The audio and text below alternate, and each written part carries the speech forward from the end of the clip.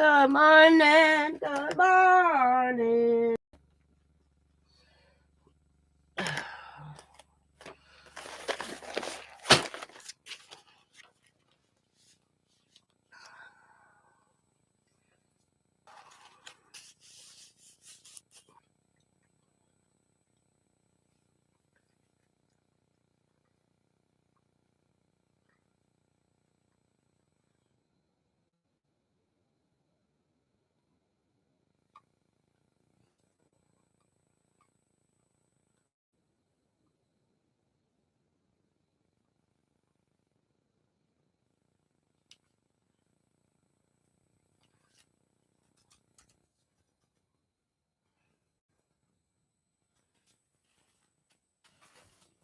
Stop buffering.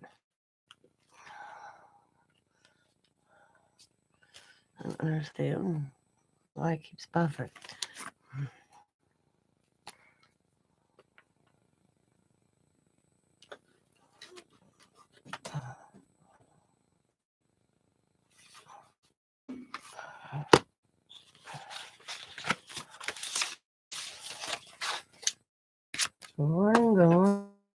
Good morning.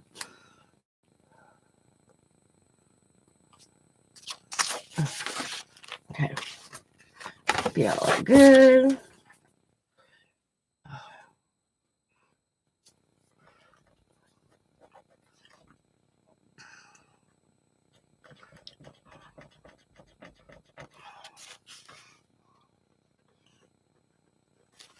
Come on. Prep and a pen.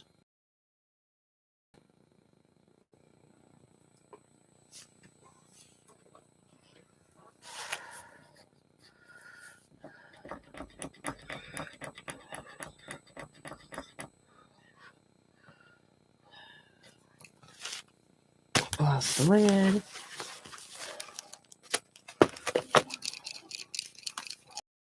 Shake them up a little bit more here.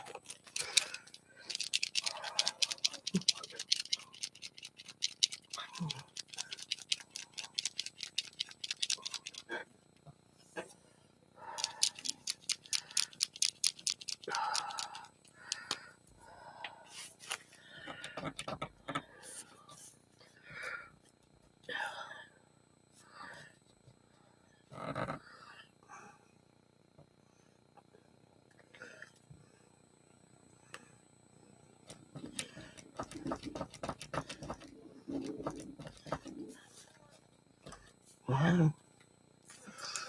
Yeah. I'm trying to get a pen to work. Pen. I will not buy these. I will not recommend these because they have sucked since the moment I got them.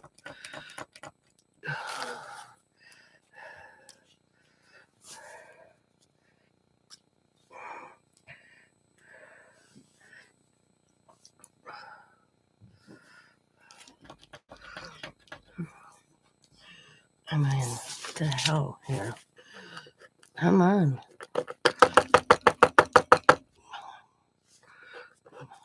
Is that what it takes? Is beating it? Okay. I guess so.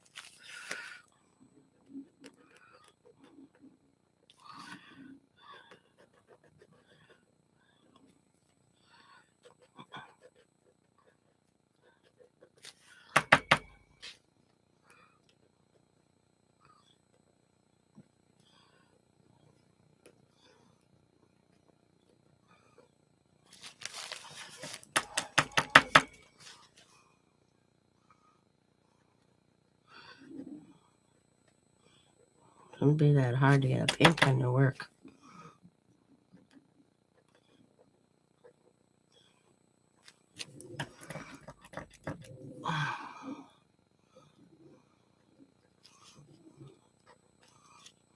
Yeah, these are made by Fly C. I won't ever buy them. I won't recommend them.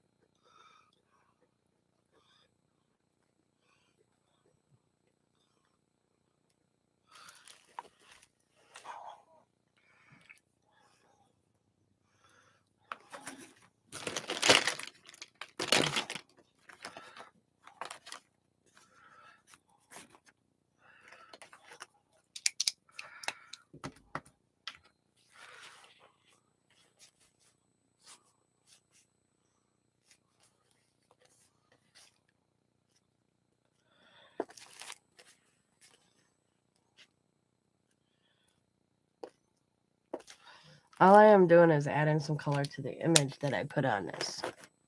I got working a little bit.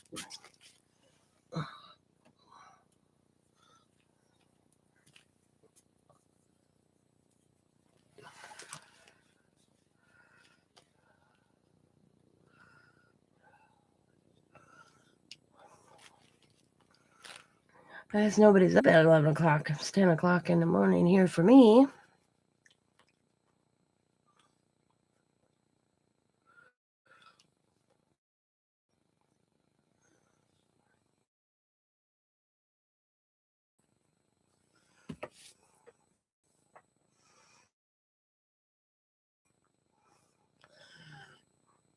I won't do that now.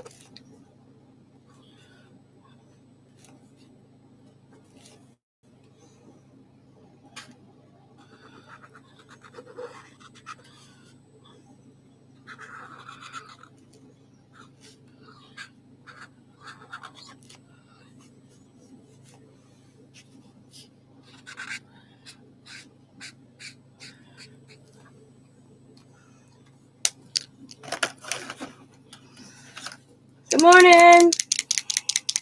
How are you, Deb?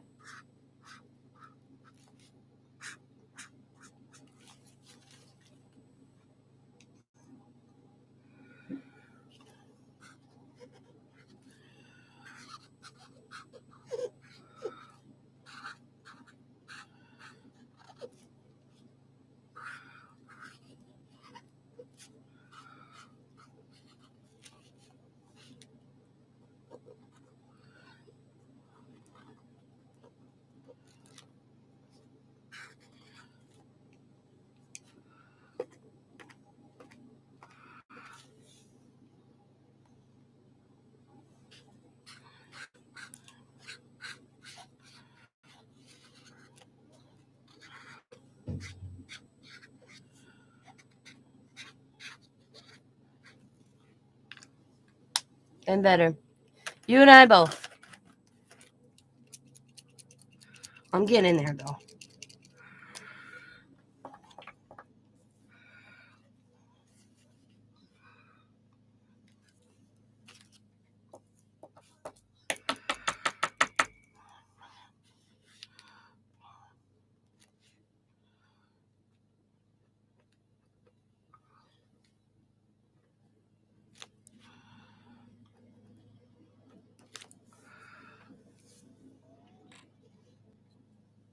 Ah.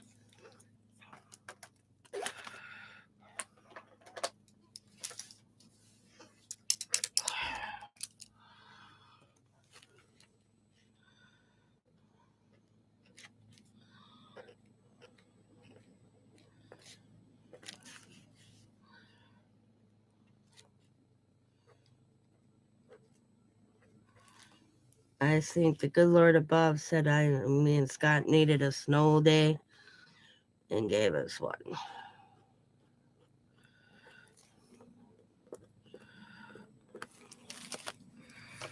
Because my sister-in-law's just been push. So let's get this state done for my father-in-law. And it's been steady since my father-in-law passed away on the 6th. And I think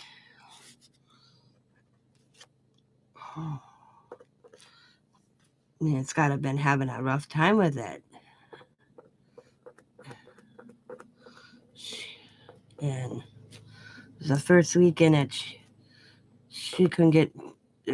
She's here in town, but it snowed so much yesterday that nobody wanted to do anything. So she stayed at the hotel. But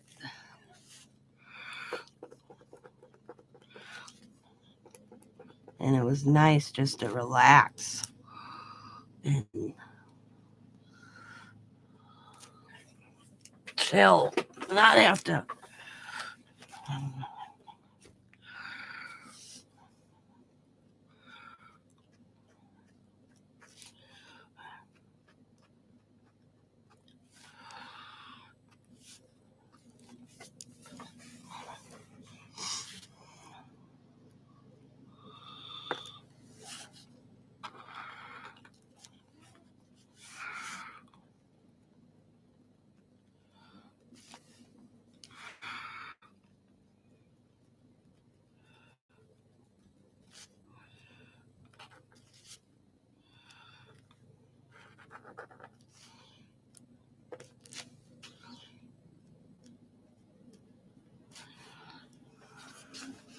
Hi, Randy.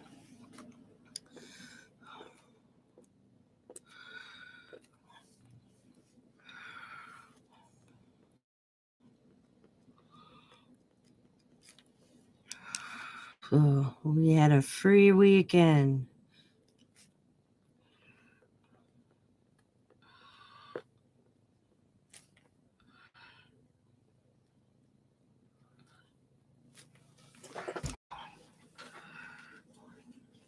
And then, how I would put this. My father-in-law died on the 6th of March. It is only the 26th of March. So 20 days ago. And my sister-in-law, who lives less than an hour away, Hardly came up to see my father-in-law. Maybe once a year. That's about it. Maybe twice. Has been up here steady since a week prior to my father-in-law passing away. Let's get the house cleaned out. Let's get this done. Let's get this done. Let's this. And my whole thing is, the lawyer said it could take up to 6 months to a year. Okay. And in my back, my mind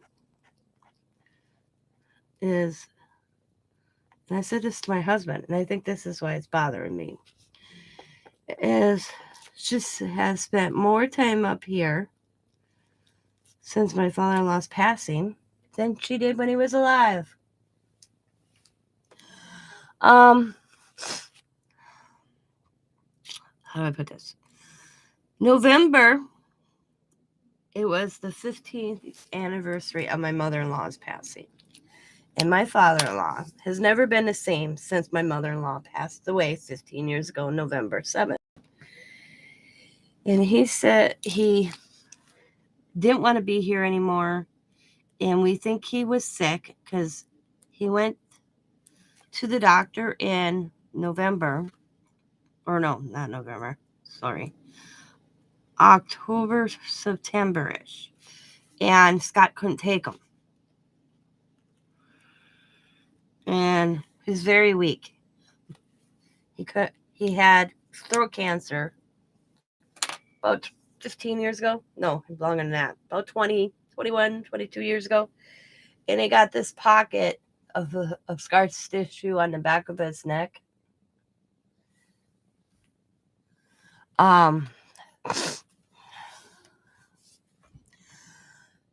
And he could hardly swallow, really.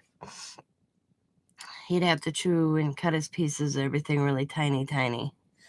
And he could have had surgery probably 10, 12 years ago to have it removed, but he didn't do it. We couldn't talk him into doing it. He chose not to do it, and it got worse. And now for it to be removed, they would have had to go through his vocal cord, his voice box. Anyway, he wouldn't do anything to help himself. He just maintained, okay? Well, in November was his birthday, another year without my mother-in-law, and we saw this just change. And his oxygen, he wasn't using his oxygen as much as he's supposed to. I mean, it was all these little things adding up to a big thing. Well, on the 22nd, 23rd of February, one of those days, every day is now just blended into the next. Well, prior to that, he called me, his oxygen, at Christmas time. Some idiot, and I know the idiot's name and I won't say it, unplugged his oxygen machine to plug in a cell phone and chose not to plug it back in when they left. And instead of Dad saying anything to Scott and I, because it was Scott and I who were assisting him, nobody else was, and he felt that Scott and I were doing too much, that he's telling us things that needed to be done or things that were happening, because for the last 5 years, it's gotten worse, okay? Me and Scott didn't go far from home, and he knew that. And so that was in January. His oxygen got so bad that he called me, scared the shit out of me. And I didn't know how to work he's got this big ass oxygen machine, but he's got the little cylinder ones, the old school ones. So I knew how to work that. Got Scott up. Him and I ran. His oxygen was at 50% when we got down there. Never said a word to Scott and I about his oxygen being unplugged. And since then, he was out of oxygen too much. it affected him. You could tell that. And we don't know how long he was without oxygen, that long, knowing him. Well, I figure December 25th. And so we could tell that it messed with him.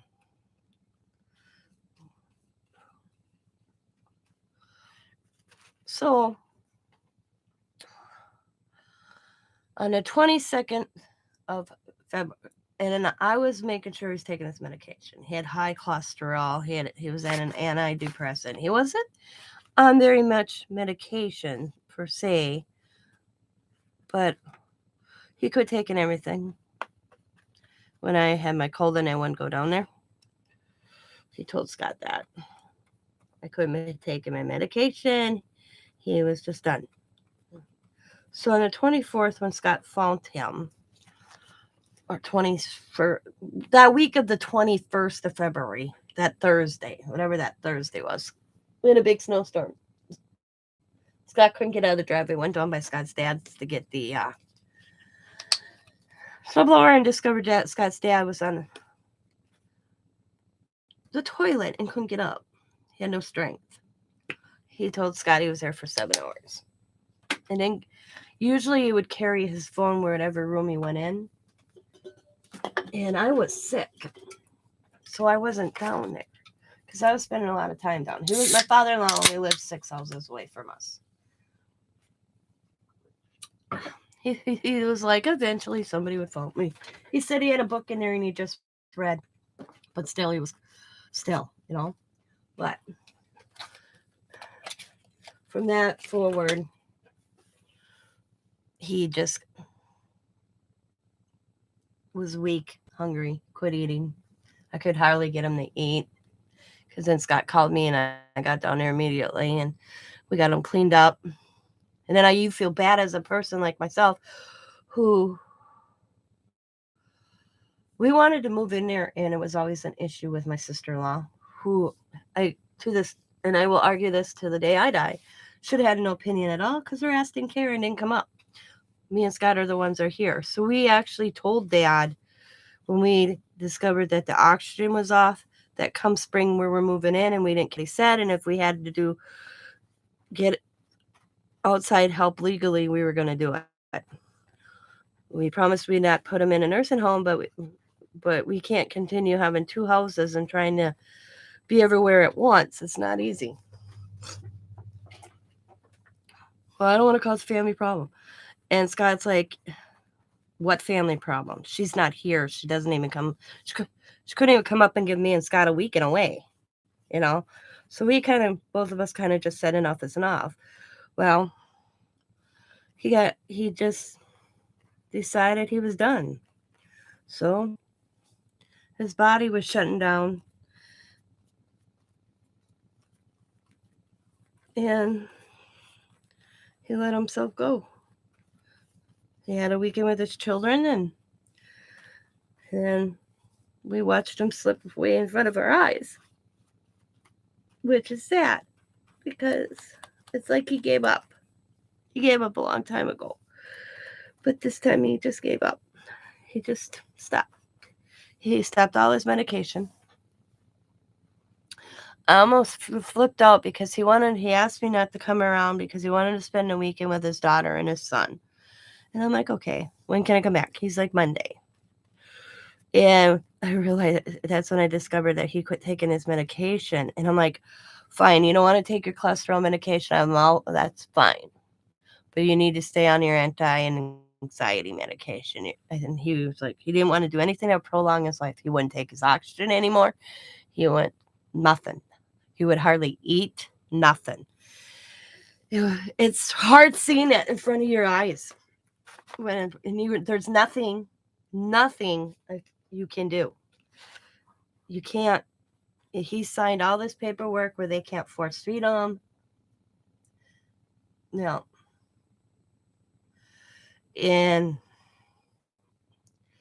But it's hard for the loved one watching this play out in front of you. It's very devastating.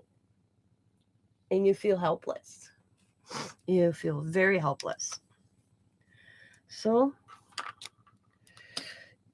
but now, the afterwards, I mean, I'm not devastated by his loss, I'm at peace.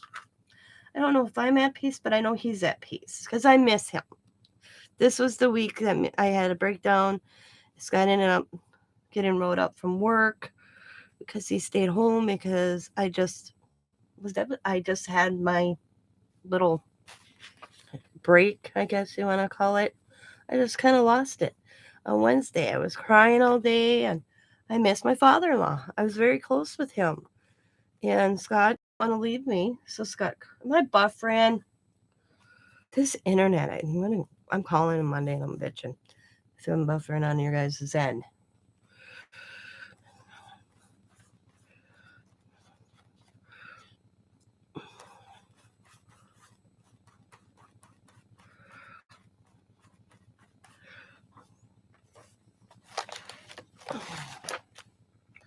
I have a lot of pain here.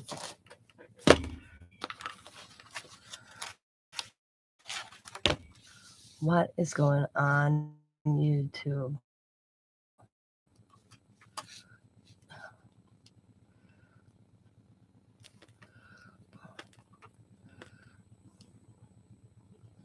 I don't know if I'm buffering and let me know.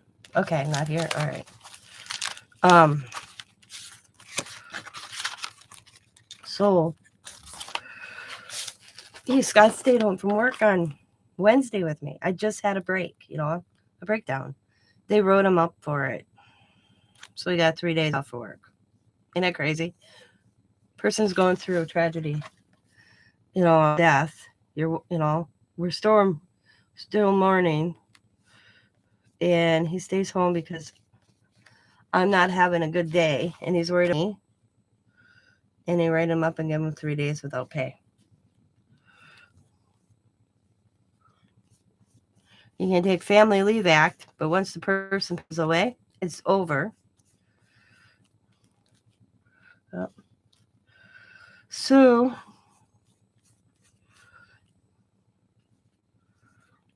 I feel bad now because I cost him 3 days without pay.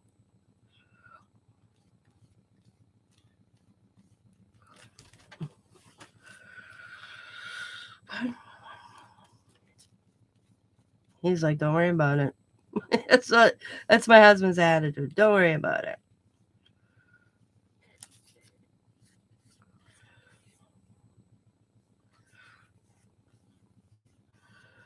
But ever since my father-in-law's passing, it's all about let's get this done. Let's go do this and do this. And I said to Scott, I want to breathe. Can't we just? What's the hurry? There's no hurry. Why? Constantly. Let's go through this room. Let's get this done. Let's get the realtor in. All this stuff in 20 days. And I'm like, for God, Jesus. The estate's not going anywhere. It's not going to get done any sooner in the court's eyes anyways. Lawyers told her that. Nothing's going to get milled any quicker from the insurance agency. It's just crazy. And so, I mean, I could say more, but I don't. But so that's what's new in my life. This is the first time I crafted page in 3 weeks. And I think I lost my groove, guys. I hope it comes back.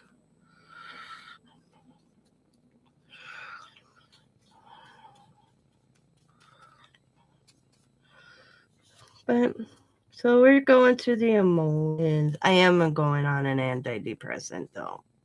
Appointment next Friday with my doctor. I think it's best. I think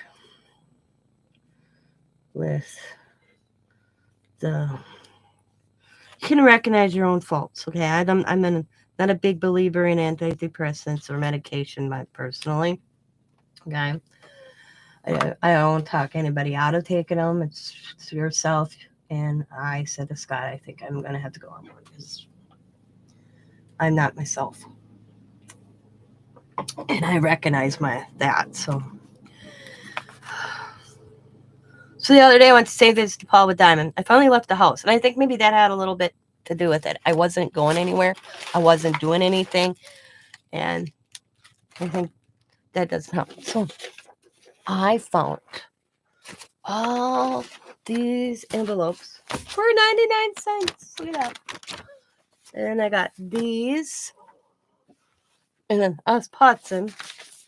These type for 99 cents. Oh, it's really cool.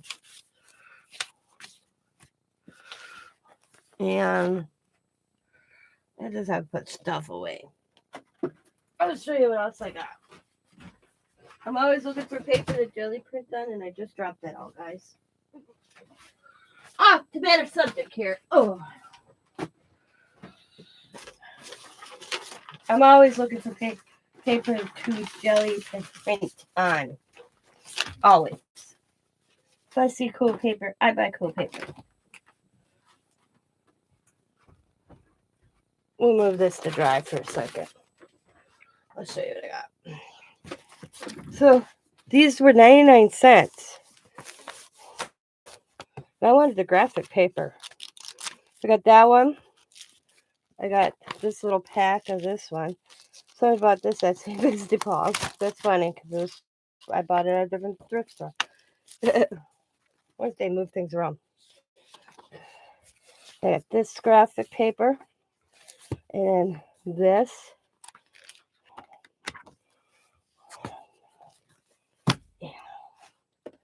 And then this one. Charcoal and pastel pad.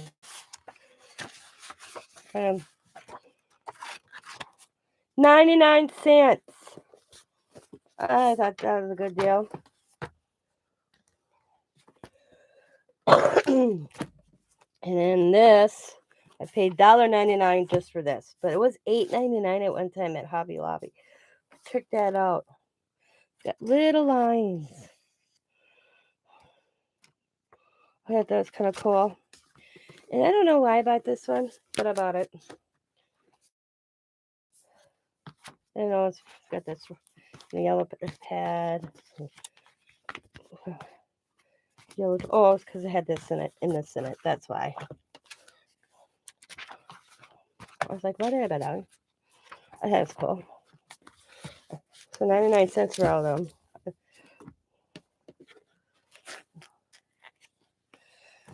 Yeah, I've never seen it. It's kind of cool. It feels like watercolor paper to me. But for 99 cents, that went home with me.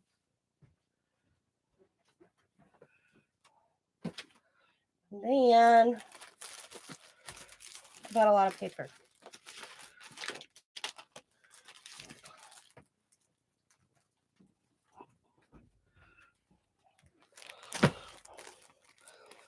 Now that my father-in-law passed away, I used to get all these little pads of paper from him. And so I won't be getting them. This was only 38 cents for this bundle of odd paper. For me just to see, like this on. So I didn't care what was on it. It was about having little pads of paper to doodle and, you know. So I paid 38 cents for Lakeshore Technical College, Cleveland, Wisconsin, plumbing and, Manitowoc tooling machine. So, not 38 cents for that whole little pack. Where's that paper? And then I thought this was cool. I paid 99 cents. It says hard box assembly instructions. And it's by Dots. It makes a little heart box. I thought that's kind of cool. I paid 99 cents. And then I got all this for 99 cents.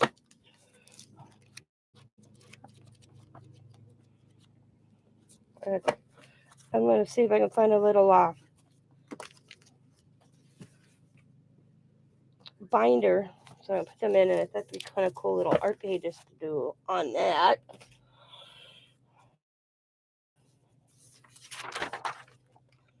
And then I got all this. There's some cream color paper in there. And then these long white pages. Got all that for 99 cents.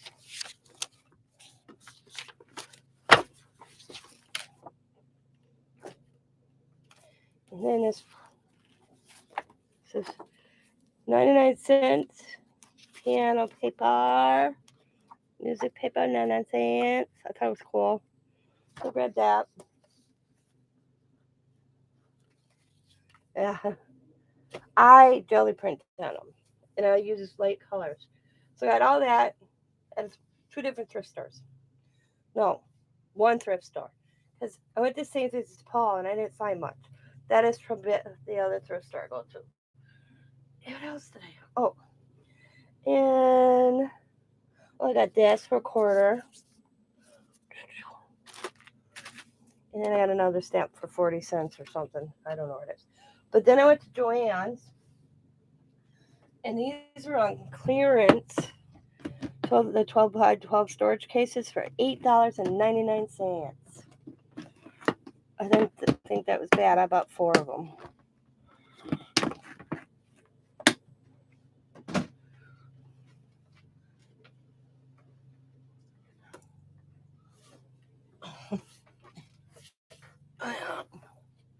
I hate when coffee dying. I don't do a lot of coffee dying. I'll be honest with you. Like, where did I put? Oh, and I got this at Five Below, and now I don't like it, and I don't know. I thought it would work better for me, and it isn't. So I may let my son take that home. He'd probably use that more than me. But I did buy new paintbrushes. I think cool. I bought these because I thought they were pretty. This guy gave me $50 to do what I want with. And I still have almost 35, maybe 40, something like I don't know. I think it gave me more than 50. No, I had some money in my purse. That's fine. But yeah. When I went out and boat with Diamond.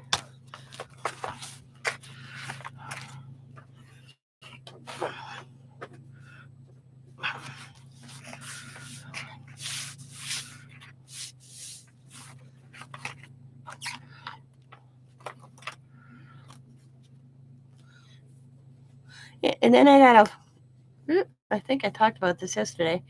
I ordered some from Timo, however you say it, TEMU, whatever it is.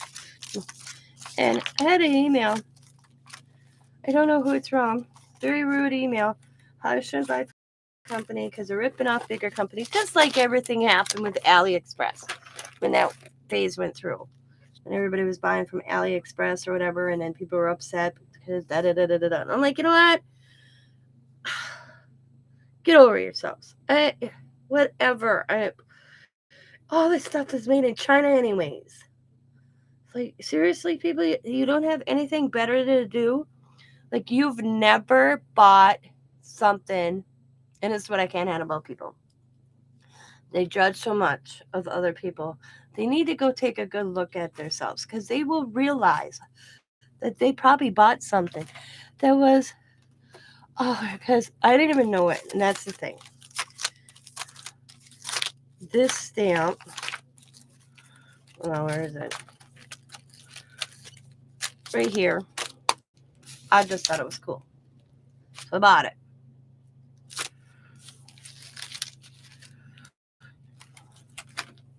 I didn't realize that was a Dina Weekly stamp. I did not know. I do not. I don't buy a lot of her products, especially her stamps.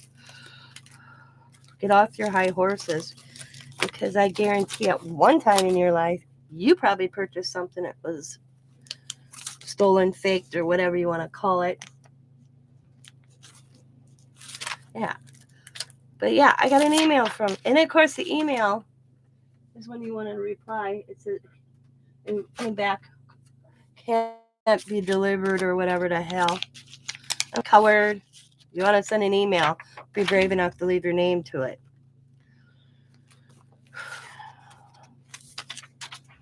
invitation or whatever. I'll be right back.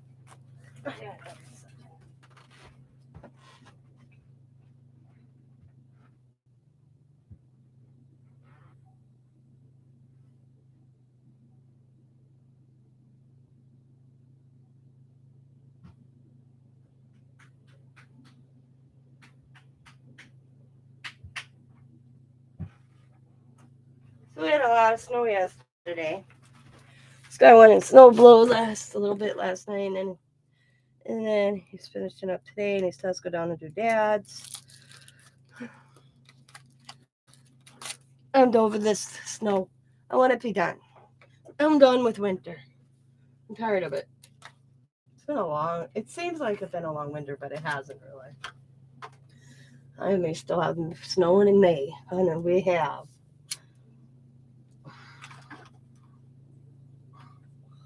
Got more coming next week, he told me.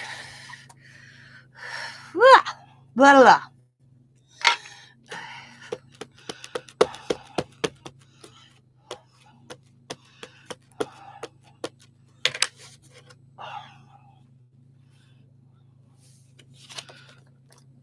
I have an order coming from them this week.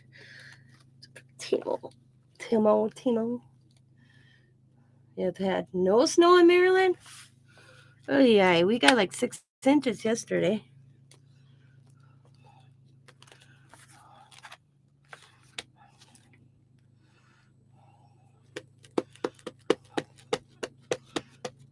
We had Thursday. I think Scott told me it looks like snow Tuesday, Thursday, and Friday again. Mm-hmm. Yep.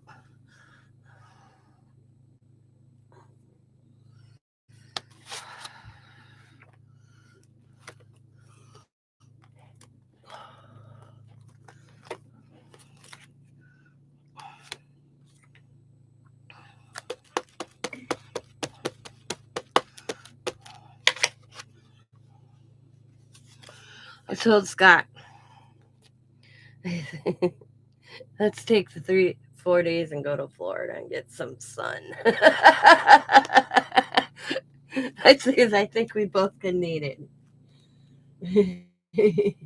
Your birthday's Wednesday. Let's go. Wednesday, Thursday, Friday, Saturday. Go during the week. You're off because he decided with the attitude of his company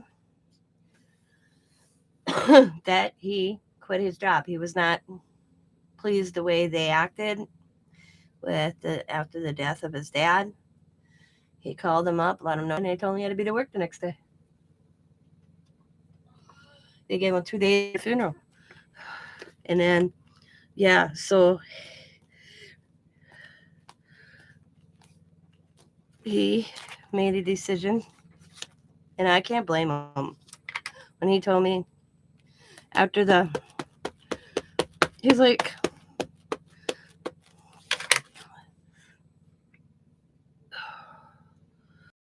yeah, the Family Leave Act is now voided. Thank you. And so I'm like, yeah, they told me I had to be the back. They asked him when the funeral was, and he's like, I don't know. We have to get there. My dad just died, and they're like, well, you have to be to work, or you come into work. So my father-in-law died on a Monday at 3:20 in the morning, and he wanted Scott at work that Tuesday evening. Scott goes, are you kidding me? And so he's like, I'll take my vacation. So he took his vacation the rest of the week. His dad's service was on Saturday, the 11th. His burial was on that Monday, the 13th, I believe. And then he was supposed to go, he went back to work that Wednesday. And then I had my little breakdown this Wednesday. So he called in and he's like, I can't leave my wife. He goes, I'm sorry. I don't know what it was about just this week. I think it just finally piled up on my shoulders and it just came up. And he called and said he wasn't coming in. Tina's having a breakdown. Every moment of Wednesday, you'd just say hi to me and I'd start crying. That's how Wednesday was. I'd be just sitting there not doing anything and I'd just have tears running down my cheeks. I missed him. I think what happened is, and I know what probably triggered it, is my light bulb burnt out in my living room. And I didn't have no light bulbs. And usually I'd call my father-in-law and say, hey, Dad, I need a light bulb. And that's how we were working things. He had it. Yeah, come get one. So I went down to Dad's by myself and got a light bulb. And I walked in the house and I usually didn't use the key to my father-in-law's house. I started using the key. I had it 15 plus, probably 20 years. I rarely used the key. And I got there, and it was in the last few months that I would have to unlock the door myself. So I unlocked the door, and I'll waltz in, and then it's like it dawned on me that he wasn't sitting at the kitchen table. He wasn't in his recliner, and I lost it. Scott could figure out what was taking me forever to go get a light bulb at my father-in-law's house. That he walked down, and I'm sitting at the kitchen table just bawling, just crying. That he chose to stay home with me, and they wrote him up for 3 days without pay. And Thursday came, and he said to me, he goes, I'm done. And I'm like, what? He goes, I'm done. And I haven't been sleeping good. So he called the company and told them to stick it in their butt and quit. He can go work by our son.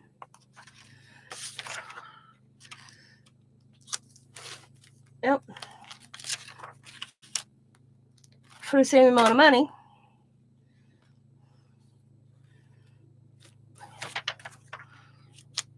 And work days. And not 6 at night till 6 p.m. Or 6 p.m. till 6 at night. God, I can't talk. 6 p.m. till 6 a.m. by our son Tim. And so I'm like, okay. And right now, he's taking a few weeks off to get things done with his dad. And I think he starts by Tim the 1st of May. First week of May. Guy said, when do you want to start? Scott goes, May. And the guy goes, you're on. Done. He didn't, like what? Yeah, Tim got him a job immediately. So he quit. And the guy says, you take the time you need. Tim told me your father passed away and we had put money aside because you don't get paid for the being off work for taking care of a loved one. So I planned 4 months of bills. So technically we could put that into savings, but right now we're going through the emotions that are high, low. And who wants to work for a company that has the attitude, oh, sorry, your dad's dad, get to work. Sorry, your wife's having a bad day. We're going to write you up because Scott used all his vacation a year for my father-in-law since it's January 1st. He had 24 hours of vacation left. Yeah. So, and I woke up Thursday because I didn't sleep well.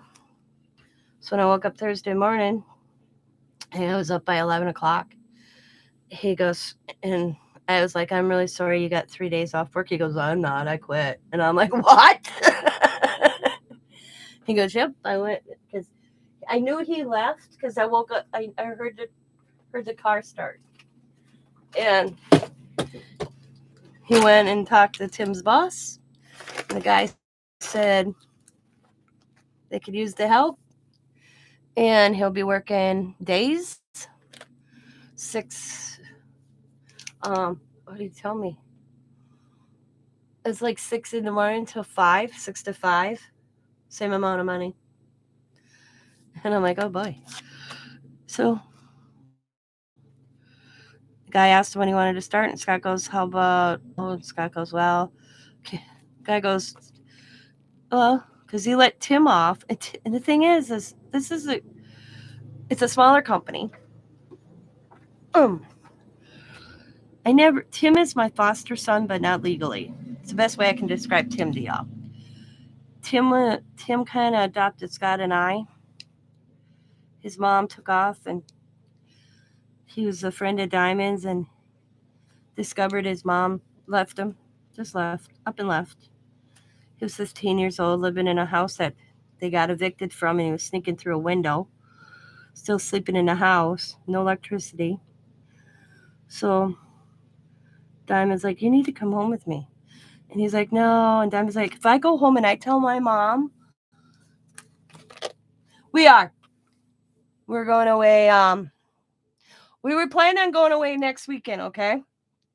Because Scott he saved 1 day of his vacation for our son's wedding in July 15th. Saber gets married July 15th. Its reception is the following Saturday. So we already had that all planned.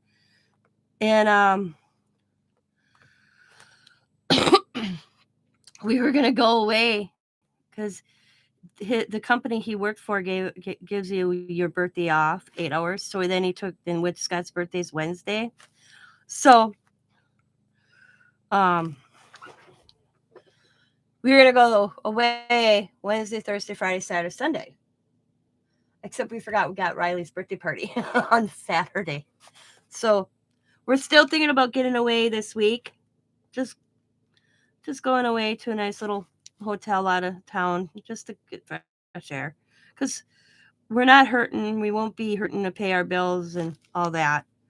And just breathe, is like I said to Scott. I need to breathe. I felt like I was being suffocated. I mean, like I said to Scott the other day, he's only been gone 20 days.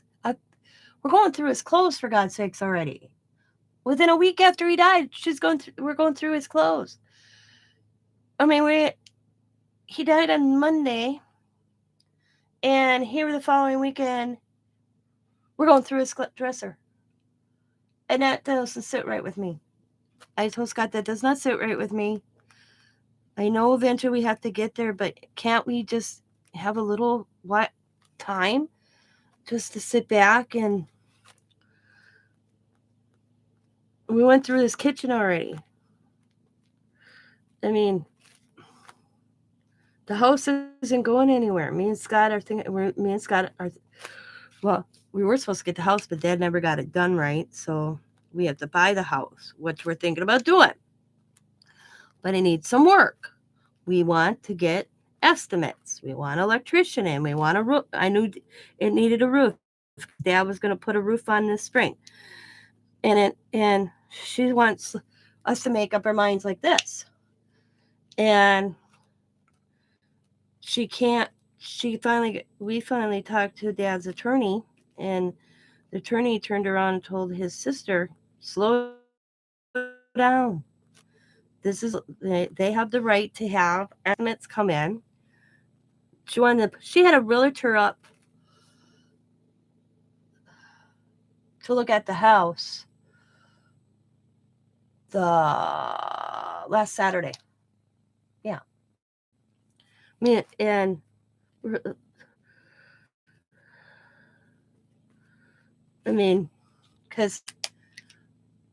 yeah, Scott's dad's house, Scott's grandfather's house. But if we have to stick a lot of money, oh, look at my arm, Sky, from this. We want to know what type. Oh shoot, where are my baby wipes? Of money we are going to have to stick in the house to, the roof, because I never realized that Dad only updated the electricity in the kitchen and in the bathroom. The house is not updated. The rest of the electric is not grounded. And that's a biggie with me. I don't want to be popping circuits in my craft room. And we want to get an electrician in to tell us how much that's going to cost us.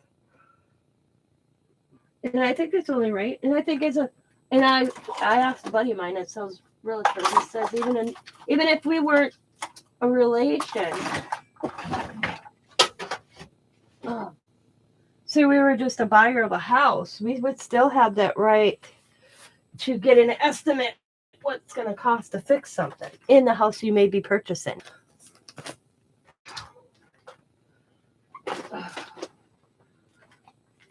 But yeah, she's just like slow the F down woman, I wanted to say to her. She's making my husband crazy. And I get, do it, container guys. The house is 109 years old. It was Scott's grandfather's house, and then it was Scott's parents' house, and it was supposed to be ours. But Dad didn't, for some reason, we don't understand it, and we can't ask him because he's gone. He was going to put it in Scott's name, and he never did it, I guess. And so now we have to buy it. She knows that Scott's dad, she knows we were supposed to get the house, but Dad didn't do anything to change that. His will was from 1907. He never did anything.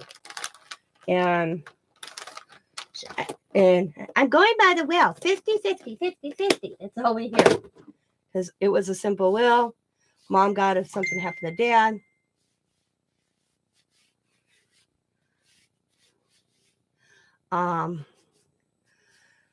If something happened to Mom, Dad got, and then if they both were gone, they both got. Yeah. Exactly. Deb. Exactly. We know it needs a new roof.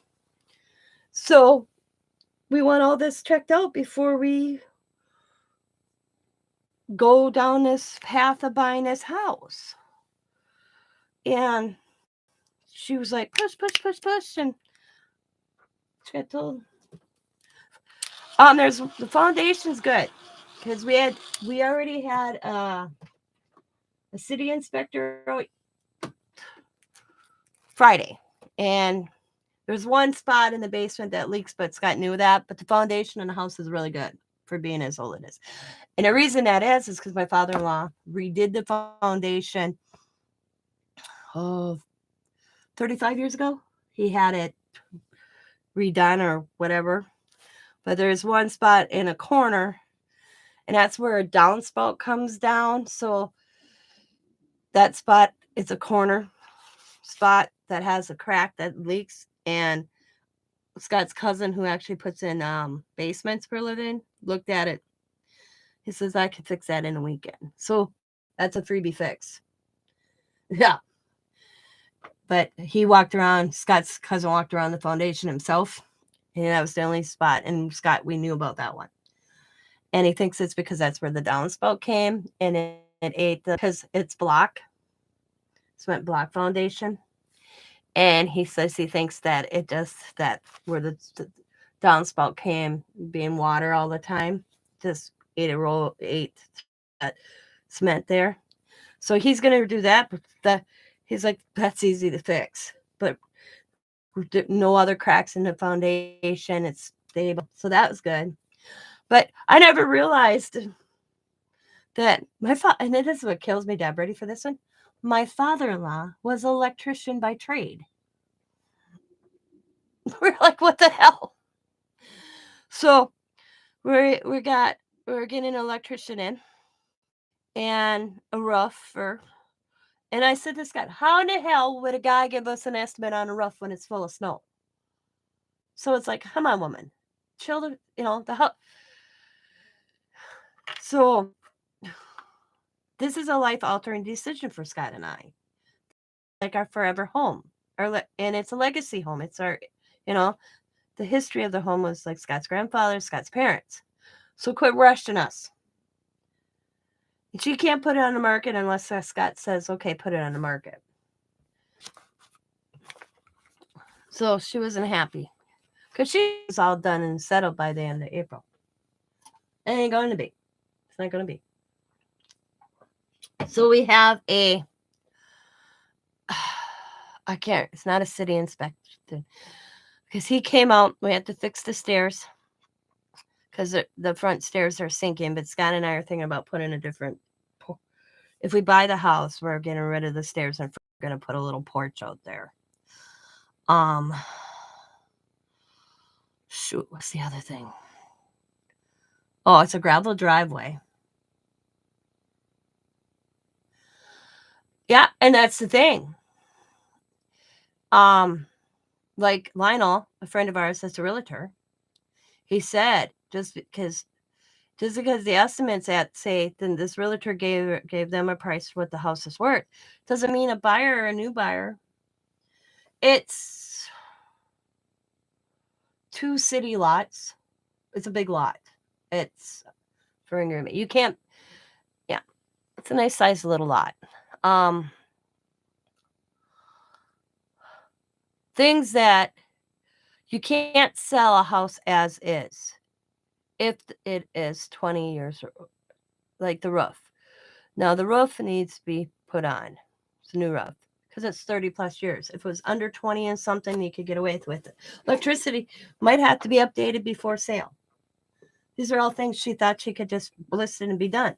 No, there's more to it.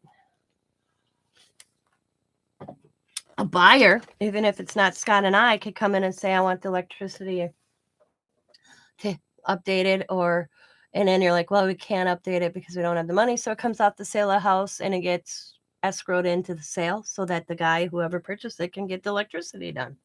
She didn't understand that. She thinks she just put a for sale sign in front and there it goes. No, it don't work that way. Even if Scott and I buy it. She found out that even if Scott and I go to buy this house, these things need to be done before purchase. And then you can't, and she's like, well, then we'll get a new estimate. And she found out she can't do that.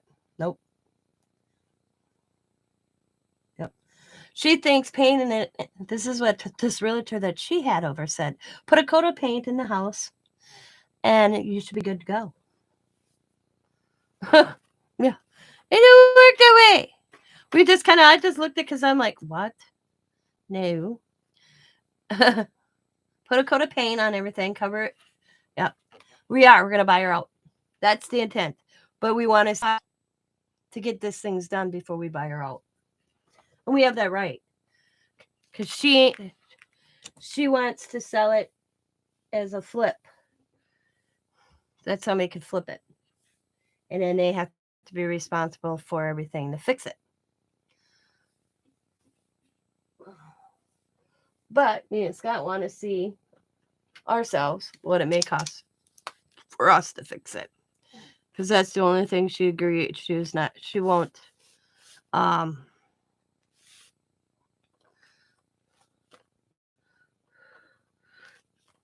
She put a coat of paint in it and that's it.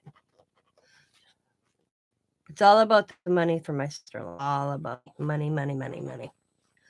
So, but like Scott and I said, if we have to stick, depending on what we can buy her out at, and she's not going to get the price at her realtor. We already told her that, and she wasn't happy. Because she'll, like, how do I put it? Like Scott said to his sister, it's a seller's dream, but not a buyer's dream right now. And she goes, what do you mean? Yeah. It's great to put your houses out for sale, but nobody's buying them. You can't afford to buy them. My son right now is sitting on, he got approved for a house loan. All excited, him and Chantel. But everything they looked at, they can't afford to buy. So they're just going to sit on the loan and wait. It'll eventually come down. I mean,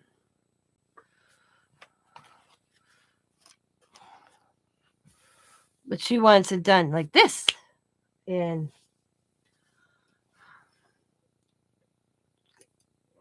So we have to. I know electrician, and he was married to my cousin, and he he's gonna come through, do a walkthrough, and give me a I mean, he actually works professionally for for an electrician company, but he said he'll come over on his weekend out and kind of walk through and let us know, and then if we want, give us an idea of what needs to be done, and then he'll have, because he doesn't do estimates, he just goes out and does it. He said that he he told me, depending on what kind of job it is, he said he might do it for a case or two of beer. So it'd work out nice. But, and then we'll have a company come out who he works for also. But I laugh. Says, well, there ain't that much done. Because depending that, he goes, because he's licensed. So he can actually do the work. And because we have to have a licensed electrician to do it, I think. Donnie said we can do it, but we can't hook up. You have to have a licensed person to hook it up. So that's where he could come in. I don't remember how that he told Scott that works, but I'm like, bam, why isn't my relatives? Because my brother Jamie was also a licensed electrician, but he no longer with us.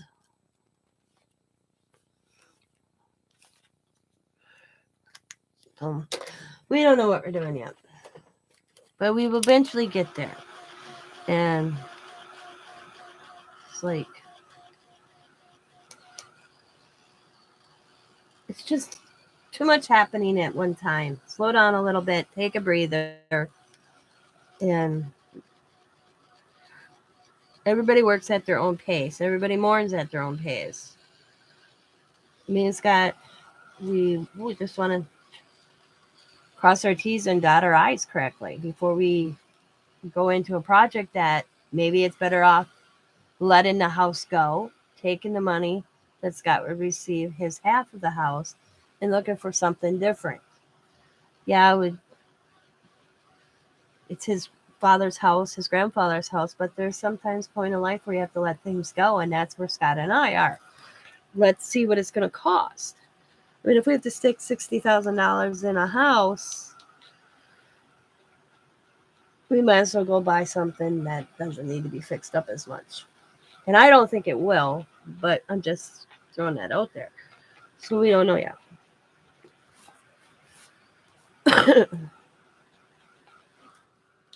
The only thing that has going for this house, it's a nice lot, and it's not far from Lambeau Field. And she's thinking, in my sister-in-law's eyes is, she's thinking that somebody will buy it, flip it, and make it a B&B. But even a guy that flips it, she thought it'd be worth more money. The disappointment in her eyes was priceless. She thought she was sitting on maybe a $230,000 house. She thought she was sitting on a $149,000 house. Yeah. She said to her realtor, that's it? Yeah, because it needs all this work. I mean, she can put the money in to get it fixed and get another estimate, but she can't make Scott pay that new estimate. Or if they decide to invest in it to fix it, to get it to sell it. Oh, right. Yeah. But she was like, that's all? That's all it's worth. Yeah. She thought it'd be worth a lot more money.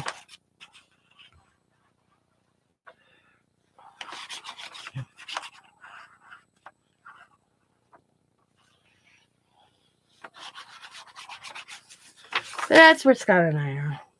And we are in no hurry.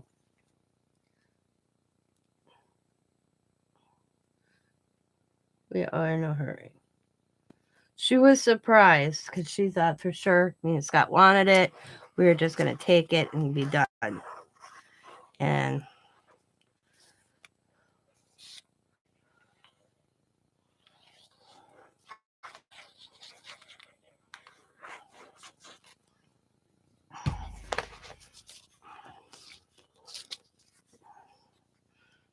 I know that you see the worst of families that come out during a death. The greed. It's terrible.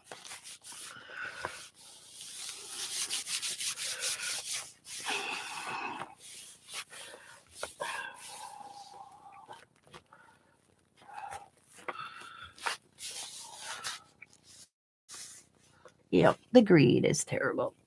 Let's see. All right. Let me call you sweetheart. Let's see. Let's do purple. Little purple dots.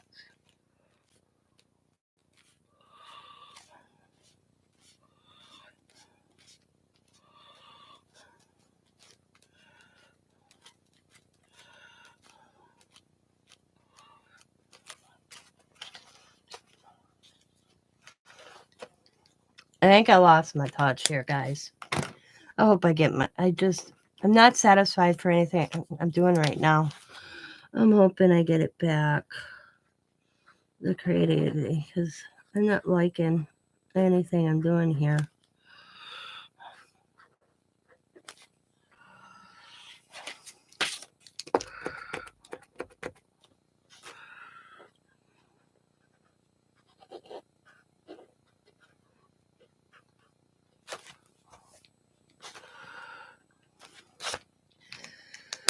I'm not liking nothing.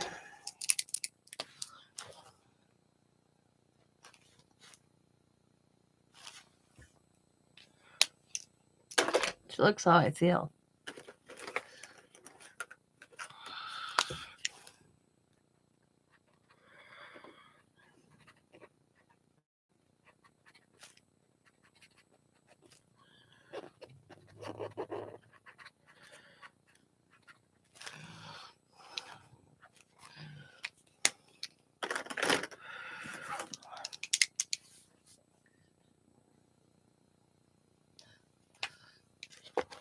What?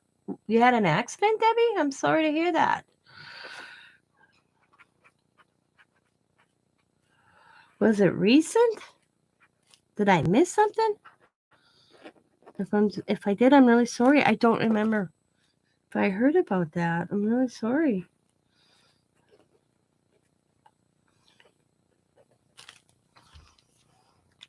So I went to chiropractor the Friday after we found Scott's dad. Scott found his dad in a bathroom. Okay. I was going to cancel it, but Scott's dad said no. And at that time, it was only me and Scott. So he's like, just lay me in my bedroom, lay in my bed. He goes, I'll take a nap while you take Tina to the chiropractor. And Scott goes, you sure? And I'm like, I was ready to cancel. I was ready to walk. My chiropractor's only down the road from me, about 4 or 5 blocks. It's not that far. He's like, no.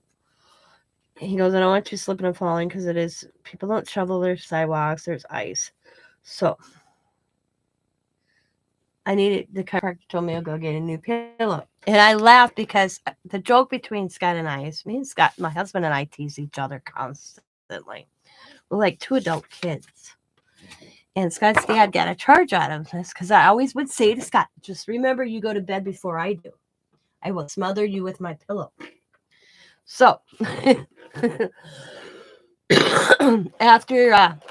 chiropractor's office, my chiropractor told me I need a new pillow. He asked me you ever realize till somebody asks you how old your pillow is and you have to think about that and you realize, oh yeah, my pillow is like 5 years old. So, because it's all in my neck. My neck was bothering me. So, my chiropractor asked me, how old's your pillow, Tina? And I went, He goes, well, if you can't answer me, 4 car, 1 in front, 2 in behind, 19-year-old crashed. Ooh, me, damn. Ouch.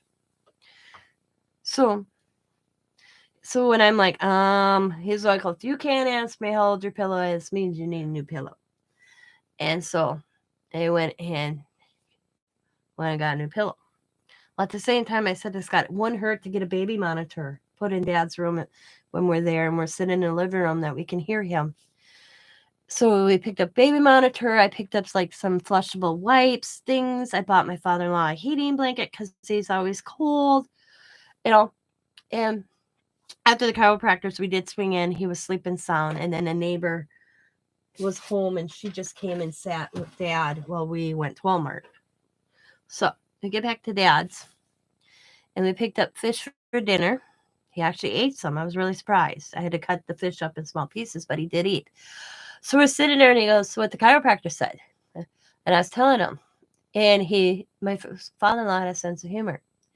And he says, well, he goes, Scott will be getting some money, life insurance policy he had, and both him, my sister-in-law and my husband are the beneficiaries of it. And I'm like, okay. He goes, and I paid in it for years, and we're listening to him. I'm thinking he's just telling me this. I don't know why, but he's telling me this. And he says, and he says to Scott, but son, and Scott goes, yeah, you cannot buy Tina any pillows with that insurance money. Scott goes, okay. And we're like looking at him like, what? You can never buy another pillow for Tina with that insurance money that I paid in through all these years. And he went on. And Scott goes, okay, Dad, that's fine. And I go, okay. And I go, well, why not? I'm thinking it's a pillow. I'm like, Scott can't use any of the insurance money to buy me a pillow with down the road, because I'm like, well, I don't need a new pillow right now, Dad. I already bought it. He goes, no, I'm talking years from now, because he's hoping that we will invest this insurance money, which we plan on. And my father-in-law goes, because I don't want to contribute to him getting smothered down the road. Like, just because I always tell Scott, keep it up, man. You go to bed before me, I will smother you and you sleep with my pillow. So Scott's dad says he didn't want to contribute being the person that bought the pillow for me to smother his son. I just about died. After me and Scott just lost it. And we just started laughing. So I'm like, well, Dad. And he's like, what? I said, can I have a pillow fund then? He's like, no. Because he always said I had a warped sense of humor. That I had a sense of humor, but he'd get a charge on me and Scott all the time. Because, I'd be like, teasing. I'd be like, just remember, I'll smother you in your sleep. You go to bed before me.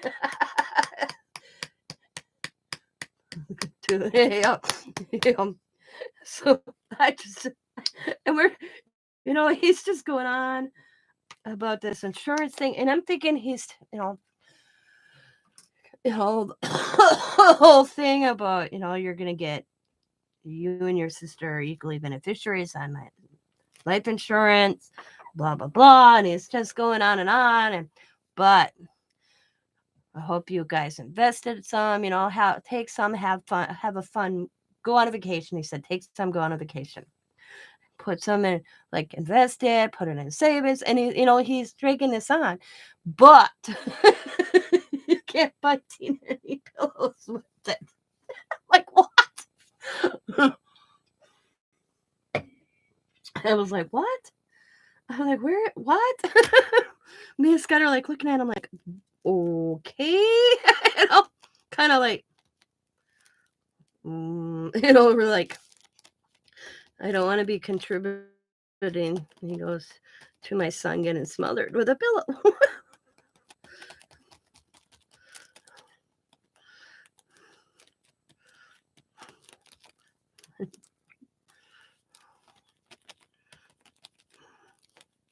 My husband and I have a really good relationship. I married my best friend, so I think that makes a world of difference. Because Scott and I were friends long before we became intimate. And I'm always teasing him. I wouldn't give him up for the world. I said to Scott the other day when he discovered me at Dad's and he wrapped me in his arms. And I'm like, I don't know what I'd do without you. He goes, not, my husband and I have a sense of humor. He goes, not smothering me with a pillow. You knew your honey in high school, 43 years ago. I met Scott when I was 18 years old. Yeah. We didn't become a couple until I was 21. I had a baby on my own, my daughter Diamond, and he's been daddy to my daughter. People don't even realize that. We had a neighbor that just recently at my father-in-law's funeral. Or wake, funeral wake, because you have the wake and then you have the funeral service. And Diamond got up, and the oldest grandchildren, and she's the only girl, did a eulogy, and the neighbor never even realized until Diamond did her eulogy that Diamond wasn't Scott's. Well, she's like, I never knew that. Oh, that is my son. Hang on. Hi, baby, boy. What's up? Yes, I am home. Where? Possibly. I don't know. He's out snowblowing. I don't know if he's still here or at Grandpa's by now. But I'm home. Alrighty, I love you. Bye.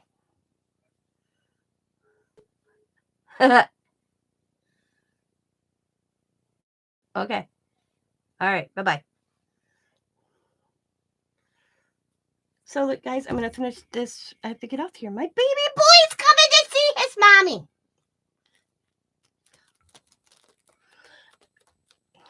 My relationship with my son has been touch and go, as I call it. And my father-in-law always told me, they hit about 27, they have this new outlet of life, okay? Because, this seeing his grandfather firsthand and seeing his parents, he looked at my daughter and says, Mom and Dad look like the Day of the Dead, is how he put it to them. Then my son took leave of absence from work to help take care of his grandfather and his parents. And I can't be more proud of, I've always been proud of my children. I've been very proud of my kids and their success, their personal successes. But Xavier, he's an introvert, I guess is the correct word. I may be saying it wrong. So he doesn't socialize a lot, and that includes with his parents. And I knew this about my son because my son, when he never left, when he was home, living at home, he didn't go far from home. So my mom would always say, did you cut the umbilical cord from that one, Tina? He was that type of child. So all it changed was him moving from home to his apartment. Well, he doesn't going to family events. He's not, he's got a girlfriend, man. He's getting married. But they're both like that. She told me she practically has to drag him out of the house. So I thought maybe she was contributing. And I got to know his fiance a little bit more in the last 2 months. So I'm really grateful. But it took me going, hey, we need to talk. I can't keep having this distance between us. It was, well, I called him and I said, you should come and see Grandpa. It was after he spent the weekend with my father-in-law wanted just to spend a weekend with Scott and Annette. So that Tuesday, he was going to stop over after work on Monday, but Granddad was sleeping. So I said, why don't you stop on your way to work on Tuesday? Well, when he got there Tuesday, Diamond was there. He's looked at Scott and I and said to Scott, he says to Diamond, he goes, Christ, Mom and Dad look like the Day of the Dead. We looked awful. But me and Scott were going on maybe 2 hours of sleep, if we were actually getting 2 hours of sleep. because you don't sleep well in these situations when you're monitoring and taking care of a person 24/7 at the end of their life. That he called in work. He said to Diamond, he goes, I'm going to call in work and talk to my boss. He says, I think I'm going to take leave of work, but I need paperwork. So Diamond's like, I can get it. So he also took family leave from work. He didn't even have to fill out the paperwork. He told his boss what was going on. His boss said, take all the time you need. And because I'm like, don't lose your job. The mother, like, we got this handled. I already doodled on that. That's how I'm going to go around and doodle on the black, but I'm going to let it dry. But I'm very proud of my kids. I've been always proud of them, but there's these things that stick out when you're a parent that kind of you're like, ah. And I came downstairs. They sent me and Scott to bed. They're like, you two go to bed. We got Grandpa. We'll take shifts. So him and Diamond took shifts that night. So Scott and I could sleep because Dad was more active during the day than he was at night. And so I woke up in the morning and Dad's in a recliner and the kids are on the floor and they're all sleeping. I took a picture of them because I remember they had a slumber party at Grandpa and Grandma's. And that's how they slept. Scott's mom was actually on the couch. The kids were on the floor and Dad was sleeping in a recliner because they had a slumber party. And it brought back that child little memory, but they were littler. But to see my kids step up also to take care of their grandfather in the last days of his life.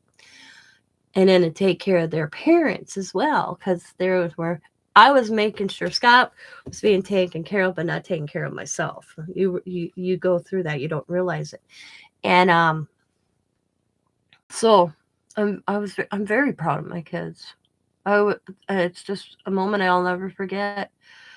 And Saber came and helped his dad the Tuesday after the burial because we had 3 snowstorms and we didn't worry about snow blowed out our driveway once. Then we said, don't worry about it. So we had 2 snowstorms of snow in our driveway. Scott and Xavier came over and did it all. And it's like him calling, telling me he's on his way. I always call my baby boy. He rolls his eyes at me. Please, that's what he said. He said to me on the phone, Mom, I'm not a baby no more. But I'm like, you're my baby. You may be 20, going on 27 on the 9th, but you're my baby boy. His girlfriend said she thinks it's cute how I do that. But I'm going to let you guys go because Xavier's on his way because I have his computer. And I'm a living room full of stuff he needs to take.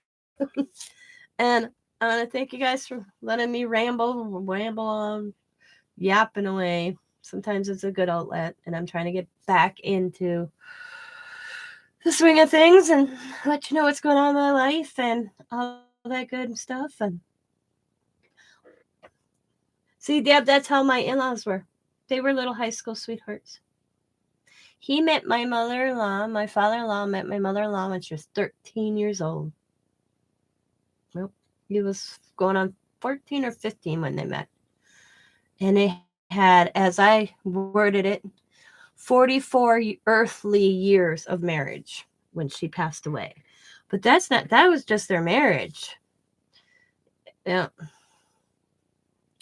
And so many years. And like he said, when my mother-in-law died, my father-in-law told me and Scott his heart was buried with her. He just never was himself.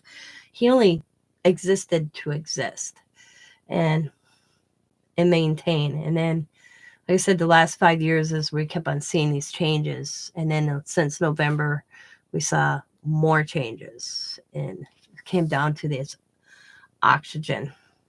His body was shutting down. And he wasn't, even if there was a glimmer of hope, he wasn't going to take it. He was like, I'm okay. I'm good. You guys good? We're good. All right, I'm out of here. That's what basically. And we let him. he just let go. He was okay with it. I'm okay. I'm like I said, I'm not devastated that he's gone. I'll miss him. I'm sad that he's gone, but it's not like what earth shattering. Because when my mom passed away, she was at a garage sailing. She had a massive heart attack at a garage sale. That was devastating because it was unexpected. This time around, even with my mother-in-law, we knew the end was near. Kind of prepare yourself a little bit more. I mean, I had so many talks with my father-in-law, but I'm going to miss our times together. Like, I can't watch Bones. I watch Bones every Thursday with my father-in-law. And, of course, Thursday rolls around, and I couldn't watch Bones. So it'll be a while before I can watch Bones. It's little things. But my boy's coming. I wonder if he's hungry. I always want to feed my child. You guys tell me, is that a parent thing? When my kids come here or my grandkids, I want to feed them automatically. Especially my son. I know he has his girlfriend and they live together, and she's a very nice girl. I like my future daughter-in-law. Okay. But I always think he needs to be fed. And he doesn't turn her down either. Chantel's like, he just ate. And I'm like, oh, I'm sorry. She's like, no. I'm always want to feed him. So, and I told him, she goes, he doesn't eat my scrambled eggs. He'll eat them, but he's like, there's just something wrong with him.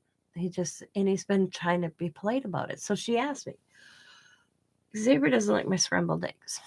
He says, I don't know, honey, but they're not like my mom's. I'm like, Xavier, you never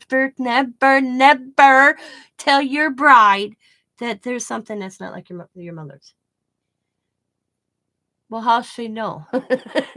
to figure it out.